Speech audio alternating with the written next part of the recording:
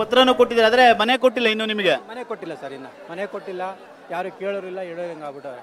ಇವ್ರು ಕೇಳೋಕೋರೆ ಹಿಂದಿನ ಸರ್ಕಾರ ಮಾಡಿರೋದು ನಾವೇನು ಮಾಡೋಣ, ಅವ್ರು ಮಾಡಿರೋದನ್ನ ನಾವು ಇವಾಗ ಸರಿಪಡಿಸ್ತಾ ಇದ್ದೀವಿ.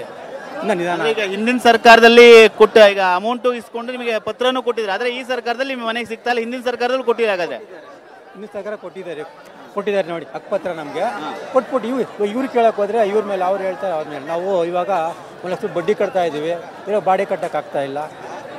ಎಲ್ಲಿ ಮನೆ ಕೊಡ್ತೀವಿ ಅಂತ ಹೇಳಿದ್ರೆ ಎಲ್ಲಿ ನೀವು ಎಲ್ಲಿ? ದೇವಗೆರೆ ಸರ್, ದೇವಗೆರೆ.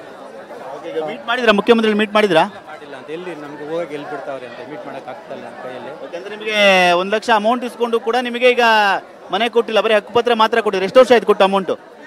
3 ವರ್ಷ ಆಯ್ತು ಅಂತ. ಏನು ಹೆಸರು ನಿಮ್ಮದು? ಶ್ರೀನಿವಾಸ್.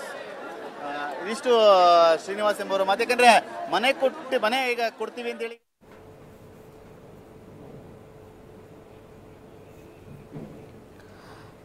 ಇನ್ನು ಗಮನಿಸ್ತಾ ಇದ್ದೀವಿ. ಸಿಎಂ ಸಿದ್ದರಾಮಯ್ಯ ಅವರ ಬಳಿ ಜನ ಅಹವಾಲು ನೀಡೋದಿಕ್ಕೆ, ತಮ್ಮ ಅರ್ಜಿಗಳನ್ನು ನೀಡೋದಿಕ್ಕೆ ಅಲ್ಲಿ ಆಗಮಿಸಿರುವಂತಹ ಸಂದರ್ಭ. ಇನ್ನು ಒಬ್ಬೊಬ್ಬರದ್ದು ಒಂದೊಂದು ಸಮಸ್ಯೆ ನಾವು ಗಮನಿಸಿದ್ವಿ. ಆಗ ಕೆಲವರಿಗೆ ಮನೆ ಇನ್ನೂ ಕೂಡ ಸಿಕ್ಕಿಲ್ಲ ಅನ್ನೋದಾದರೆ, ಇನ್ನು ಕೆಲವರಿಗೆ ವರ್ಗಾವಣೆ ಮಾಡಿಸ್ಕೊಡಿ ಸ್ವಲ್ಪ ಊರಿನ ಕಡೆಗೆ ಅನ್ನುವಂತಹ ಬೇಡಿಕೆ, ಇನ್ನು ಕೆಲವರು ಅನಾರೋಗ್ಯದ ವಿಚಾರವಾಗಿ ಚಿಕಿತ್ಸೆಗೆ ದುಡ್ಡಿಲ್ಲ ಅನ್ನುವಂತಹ ಒಂದು ನಿಟ್ಟಿನಲ್ಲಿ, ಮತ್ತು ಕೆಲವರು ಕುಟುಂಬಕ್ಕೆ ಆಧಾರ ಇಲ್ಲ, ಸಂಪಾದನೆ ಇಲ್ಲ, ಬಡತನ, ಈ ಎಲ್ಲ ವಿಚಾರಗಳು. ನಮ್ಮ ಮನೆ ಕೇಳತ್ತಿಲ್ಲ, ಪಬ್ಲಿಕ್ ಸಲಕ ಒಕ್ಕಲಿಗರ ಸಲಕ ಹಲ್ಕಲ್ ಫ್ಯಾಕ್ಟ್ರಿ ಕಬ್ಬು ಹೋಯ್ತು. 70 ವರ್ಷದಿಂದ ರೋಡ್ ಇತ್ತು, ಆ ರೋಡ್ ಪೂರ ಮುನ್ಗೆ ಹೋಗದ. ಬ್ರಿಡ್ಜ್ ಇತ್ತು, 2 ಬ್ರಿಡ್ಜ್ ಕಟ್ಟಾಗಿ ಬಿದ್ದದ. ಹೆಂಗಾರು ಮಾಡಿ ರೋಡಿ ಮಾಡ್ಕೊಳ್ಬೇಕು, ಡಬಲ್ ರೋಡು. ಮತ್ತು ಬ್ರಿಡ್ಜ್ ಯಾವ ತಾಲೂಕು, ಯಾವ ಜಿಲ್ಲೆ, ಯಾವ ತಾಲೂಕು, ಯಾವ ಗ್ರಾಮ ನಿಮ್ಮದು? ಬೀದರ್ ಜಿಲ್ಲೆ, ಬೀದರ್ ತಾಲೂಕ, ಔರಾದ್ ಎಷ್ಟು ಔರಾದ್ ಟು ರೇಕುಲ್ಗೆ. ಅಲ್ಲ, ಅಲ್ಲಿ ಈಗ MLA ಗಳಿಗೆ ಮಿನಿಸ್ಟರ್ ಇದ್ದಾರೆ ಅಂದ್ರೆ ಅವ್ರಿಗೆ ಹೇಳಿಲ್ವಾ? ಅಶೋಕ್ ಕೆನೆವರೆಗೆ ನಾವು ಹೇಳೋದು, ಅವ್ರು ಮಂಜೂರು ಮಾಡಿಕೊಟ್ಟಾರ. 10 ವರ್ಷ ಆಯ್ತು, ಇವತ್ತಿನ ತನಕ ಇನ್ನ ದುಡ್ಡಿಲ್ಲ ಅಂತ ಅಂತಾರ. ಅದ್ರ ಸಲುವಾಗಿ ಈಗ ಕೊಟ್ಟಿದ್ದೀರಾ ಮನವಿ? ನೀವು ಕೊಟ್ರೆ ಈಗ? ಹಾಂ ಸರ್, ಕೊಟ್ಟಿದ್ದ. ಆ ದುಡ್ಡು ಮಂಜೂರು ಮಾಡ್ಕೊಡ್ಬೇಕಂತಂದ್ರೆ ನಮ್ಮ ಬೀದರ್ ಅಧಿಕಾರಿಗಳಿಗೆ ನೀವು ಮಾತಾಡಿ. ನಿಮ್ಮ ಸಮಸ್ಯೆ 50 ವರ್ಷ ಈಗ ನೀನು ಹೋಗಂತ ಹೇಳ್ತಾವ್ರೆ. ಇಲ್ಲ, ನೋಟಿಸ್ ಬಂದಿಲ್ಲ, ದುಡ್ಡು ಬಂದಿಲ್ಲ, ಈಗ ನೀನು ಇರಬೇಡ ನಲ್ಲಿ ಹೋಗಂತ ಹೇಳ್ತಾವ್ರೆ ಅಧಿಕಾರಿಗಳು. ಪೊಲೀಸರ ಯಾವ ಊರು ನಿಮ್ದು? ಗಿಣಿ, ಆನೆಕಲ್ ತಾಲೂಕು. ಬಲೆ ತೊಂದರೆ ಕೊಡ್ತಾವ್ರೆ ಸಮ ನನಗೆ. ಮನವಿ ಕೊಟ್ರೆ ಈಗ? ಮನವಿ ಕೊಟ್ಟಿದ್ದೀನಿ. ಏನಕ್ಕೆ ಜಮೀನು ಖಾಲಿ ಮಾಡಿ ಅಂತಿದ್ದಾರೆ? 50 ವರ್ಷ ಕಾಯ್ತೀನಿ. ಅದನ್ನ ಇವಾಗ KTB ಸೇರ್ಕೊಂಡಿದ್ದೆ. ನೀನು ದುಡ್ಡು ತಗೊಂಡಿಲ್ಲ, ನಾನು ದುಡ್ಡು ತಗೊಂಡಿಲ್ಲ, ಪರಿಹಾರವನ್ನು ತಗೊಂಡಿಲ್ಲ, ನಾನು ನೋಟಿಸ್ ಬಂದಿಲ್ಲ, ನೀನು ನನ್ನ ಖಾಲಿ ಮಾಡುವ ಅಂತ ಹೇಳ್ತಾವ್ರೆ. ಹೆಂಗೆ ಸಮಯ ಇದು? ತಾಲೂಕು ಆಫೀಸ್ಗೆ ಹೋಗಿ ಕೇಳಿಲ್ವ? ಅಲ್ಲಿ ಎಲ್ಲ ಕೇಳಿದ್ದೀನಿ, ಎಲ್ಲ ಮನವಿ ಕೊಟ್ಟಿದ್ದೀನಿ, SP ಗೆ, IG ಗೆ, DH ಗೆ ಎಲ್ಲ ಕೊಟ್ಟಿದ್ದೀನಿ. ಏನು ಕೊಟ್ಟರು ಅಂತ ರಕ್ಷಣೆ ಇಲ್ಲ ನಮಗೆ. ಮನವಿ ಕೊಟ್ರೆ ಈಗ? ಮನವಿ ಕೊಟ್ಟಿದ್ದೀನಿ ಮುಖ್ಯಮಂತ್ರಿಗಳಿಗೆ. ಹೇಳಿ 8 ಗುಂಟೆ ಸರ್ಕಾರಿ ಜಮೀನು. ಒಂದು ಕುಟುಂಬದವರು 174 ಎಕರೆ ಗೇಣಿ ಮಂಜೂರು ಮಾಡ್ಕೊಂಡು ಸರ್ಕಾರಿ ಜಮೀನು ಗೇಣಿ ಮಂಜೂರು ಮಾಡ್ಕೊಂಡಿದ್ದಾರೆ. ಗೇಣಿ ಮಂಜೂರು ಮಾಡ್ಕೊಂಡು ನಾವು ಹೊಡೆದಿರೋ 100 ಕುಟುಂಬದ ಚಲವತಿ ಜನಾಂಗ ಅಲ್ಲಿ ಸಿರಿಗೇರಿ, ಆ ಶಿವಮೊಗ್ಗ ತಾಲೂಕು ಹಾನಹಳ್ಳಿ ಹೋಬಳಿ ಸಿರಿಗೇರಿ ವಾಸಿ. ಈ ಜಮೀನು ನಾವು ನಂಬ್ಕೊಂಡು ಜೀವನ ಮಾಡ್ತಿರೋದು. ಈ ಗುರುಟಿಕ್ನರ್ ಕಂಪ್ನಿಯವರು ಬಂದು ಅಲ್ಲಿ 80 ಎಕರೆ ಜಮೀನು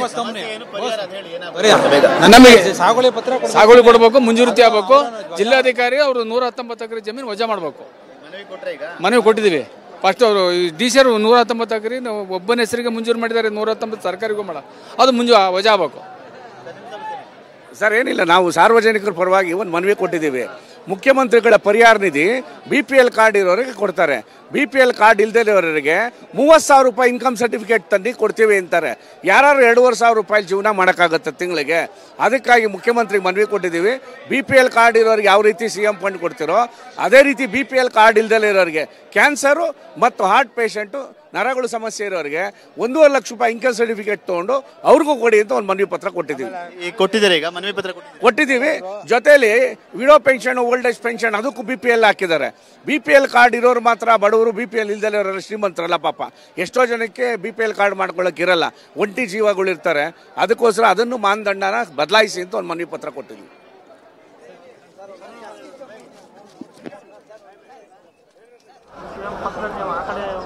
ಒಬ್ಬೊಬ್ಬರದ್ದು ಒಂದೊಂದು ರೀತಿಯಾದಂತಹ ಅಹವಾಲು. ಸಿಎಂ ಸಿದ್ದರಾಮಯ್ಯನವರು ಖುದ್ದು ಜನರ ಬಳಿ ಹೋಗಿ ಅಹವಾಲನ್ನು ಸ್ವೀಕರಿಸ್ತಾ ಇದ್ದಾರೆ. ಅಷ್ಟೇ ಅಲ್ಲ, 38 ಕೌಂಟರ್ಗಳನ್ನು ತೆರೆಯಲಾಗಿದ್ರೂ ಕೂಡ ಸಿಎಂ ಅವರು ನಮ್ಮ ಬಳಿಗೆ ಬರ್ತಿದ್ದಾರೆ ಅನ್ನೋ ಕಾರಣಕ್ಕಾಗಿ ಜನರು ಅವರ ಸುತ್ತ ನೆರೆದಿದ್ದಾರೆ. ಖುದ್ದು ಅವರಿಗೆ ನೇರವಾಗಿ ನಮ್ಮ ಅಹವಾಲನ್ನು ನೀಡ್ತೀವಿ ಅನ್ನೋ ಕಾರಣಕ್ಕೋಸ್ಕರ ಸಾಕಷ್ಟು ಸಂಖ್ಯೆಯಲ್ಲಿ ಸಿಎಂ ಸಿದ್ದರಾಮಯ್ಯನವರ ಸುತ್ತದಲ್ಲಿ ನೆರೆದಿರುವುದನ್ನು ನಾವಿಲ್ಲಿ ಕಾಣಬಹುದು. ಸಿಎಂ ಸಿದ್ದರಾಮಯ್ಯನವರಿಗೆ ಭೈರತಿ ಸುರೇಶ್ ಅವರು ಕೂಡ ಸಾಥ್ ನೀಡಿದ್ದಾರೆ.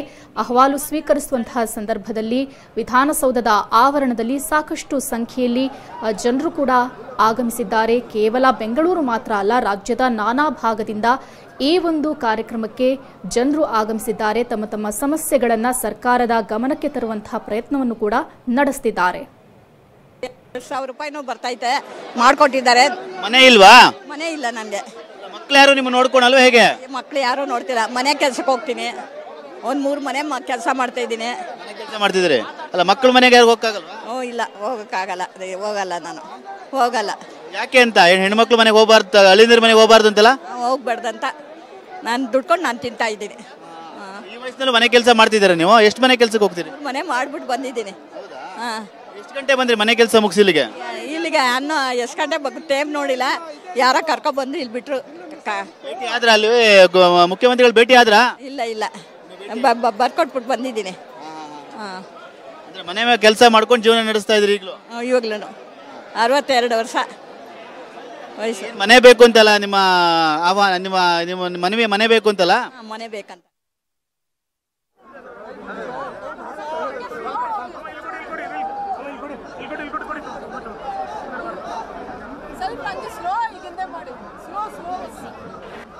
More, please.